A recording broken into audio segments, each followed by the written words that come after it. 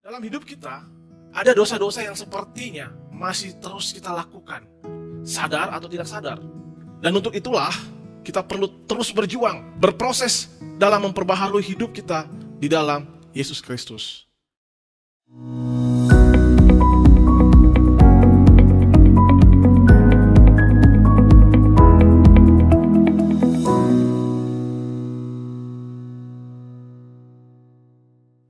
Shalom jemaat yang dikasihi Tuhan. Bapak Ibu Saudara sekalian, satu pagi ada seorang bapak muda sedang duduk di tepi sebuah danau. Tiba-tiba ada yang menyapanya. "Halo bro, lagi ngapain sendirian?" Rupanya ada temannya sedang goes dan kebetulan melintasi danau tersebut. Bapak itu menjawab, "Ya, hanya duduk-duduk mencari ketenangan." Temannya kemudian bertanya lagi, "Memang ada masalah apa?" Bapak ini kemudian bercerita bahwa dia beberapa waktu lalu dikeluarkan dari pekerjaannya. Dia punya masalah besar dan saat ini juga rumah tangganya sedang dalam kehancuran. Rupanya bapak ini selama bertahun-tahun telah menggelapkan dana perusahaan dan dia mempergunakannya untuk kesenangan pribadinya. Dia berfoya-foya dan hidup dalam hawa nafsunya, bahkan hingga jatuh dalam perzinahan. Dan pada akhirnya dia berurusan dengan hukum dan keluarganya pun diambang kehancuran. Ketika semua itu terjadi, bapak ini kemudian berpikir dan merenung bahwa dia layak mendapat semua ganjaran tersebut karena dia sudah begitu berdosa. Dia hidup dikuasai dosa dan bersalah kepada Tuhan.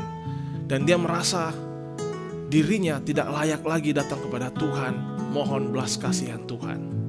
Dalam hidup kita ada dosa-dosa yang sepertinya masih terus kita lakukan, sadar atau tidak sadar, meski kita telah bertobat di dalam Yesus Kristus.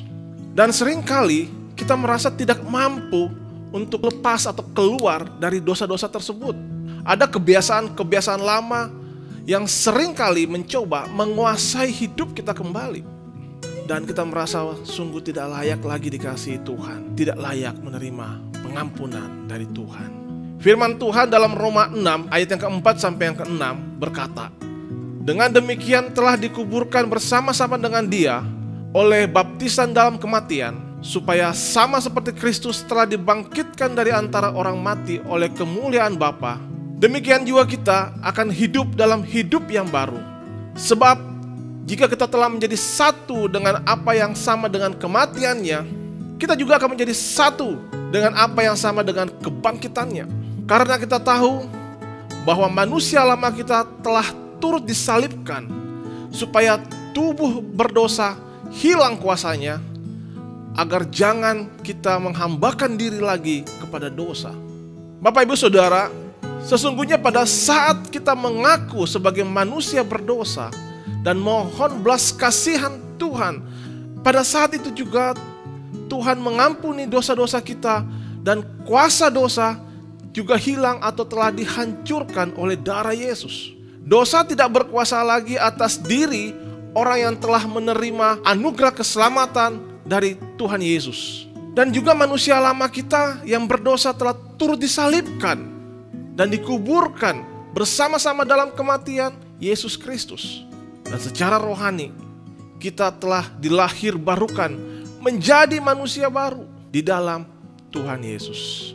Hidup sebagai manusia baru dalam kasih karunia Tuhan Yesus merupakan satu fase pengudusan bagi Allah, merupakan satu proses hidup di mana kita bergumul mengalahkan manusia lama kita. Roh Kudus memampukan, mengingatkan setiap orang percaya akan dosa-dosanya dan memampukan mereka untuk bangkit berjuang mengalahkan manusia lama mereka. Oleh karena itu saudaraku sekalian, datanglah kepada Tuhan dan akuilah dosa-dosamu, karena firman Tuhan dalam surat 1 Yohanes pasal yang pertama ayat yang ke-9 berkata, "Jika kita mengaku dosa kita, maka Ia adalah setia dan adil, sehingga Ia akan mengampuni segala dosa kita dan menyucikan kita dari segala kejahatan kita." Kasih pengampunan Allah selalu tersedia bagi mereka yang sungguh-sungguh memohon kepadanya. Serahkanlah hidupmu kepada Tuhan dan dalam pimpinan Roh Kudus untuk terus berjuang mengalahkan dosa-dosamu. Bangkitlah dan berjuanglah, karena hidupmu bagi kemuliaan Allah di dalam Yesus Kristus, dan hidup kita hanya di dalam kasih karunia-Nya. Sampai jumpa, Tuhan Yesus memberkati.